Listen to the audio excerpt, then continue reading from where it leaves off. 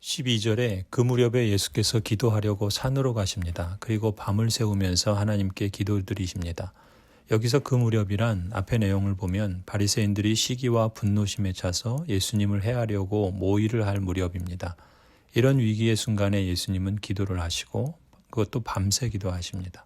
그렇다면 무엇을 위해 기도하신 걸까요? 13절을 보면은 밤이 새도록 기도하신 후에 예수님은 자기들의 제자들을 부르시고 그 가운데서 12를 뽑으십니다. 그들에게 사도라는 명칭을 붙여주십니다. 사도라는 명칭은 보내심을 받은 사람이라는 뜻입니다. 즉 예수님께 부름받고 또 예수님의 뜻을 따라 세상으로 보내심을 받은 사람이라는 의미입니다. 본문의 장면으로 들어가 보면 참 아이러니합니다.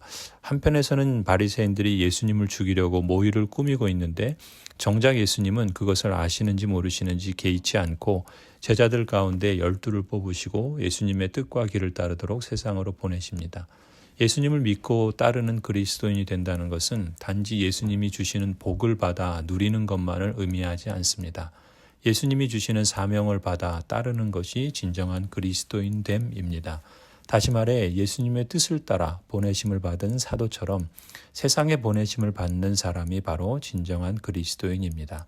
저와 여러분이 만일 예수님을 주님이라 믿고 고백하는 진정한 그리스도인이라면 예수님께서 부르시고 택하시고 또 사도들처럼 이 세상으로 보냄받는 사람들입니다. 하나님 나라의 복을 누릴 뿐만 아니라 그 생명과 복을 증거하도록 선택받은 특별한 사람들인 것이죠. 예수님이 제자들을 부르시고 택하신 후에 이제 무엇을 합니까? 17절을 보면 예수님께서 제자들과 함께 산에서 세상으로 내려옵니다. 기도하는 산은 하나님과 교제하고 그래서 기쁨이 있고 평안이 있고 문제가 없는 곳입니다. 하지만 예수님과 제자들이 보냄받은 곳은 산이 아니라 세상입니다. 세상으로 내려가야 합니다. 이 세상은 어떤 곳입니까? 각기 성격과 삶의 역사가 다른 많은 사람이 있고 병이 있고 귀신에게 괴롭힘을 당하고 한마디로 죽음을 무기로 세상의 권세를 잡은 사탄의 세력이 득세하는 곳이 세상입니다. 저와 여러분이 보냄받은 곳이 바로 천국이 아니라 세상입니다. 사단의 권세 아래 신음하고 고통하는 이 세상, 그런 세상에서 죽어가는 사람들을 다시금 하나님이 왕이 되셔서 생명과 평강을 주시는 하나님 나라로 초대하도록 사람들을 모으시기 위해 우리를 세상에 보내십니다.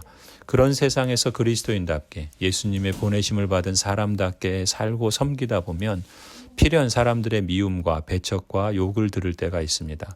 22절에 그래서 예수님이 말씀합니다. 사람들이 너희를 미워하고 인자 때문에 너희를 배척하고 욕하고 너희의 이름을 악하다고 내칠 때에는 너희는 복이 있다.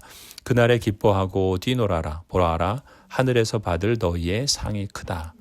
성도 여러분, 예수님께서 우리를 각기 직분자로 또 교회의 일꾼으로 부르셨습니다. 우리 모두가 예수님 편에서 예수님의 동역자로 또 예수님이 기뻐하시는 길, 또 하나님 나라의 길을 가기를 원합니다. 바리새인의 길이 아니라 사도의 길, 그리스도인됨의 길을 걸어가기를 원합니다. 아멘.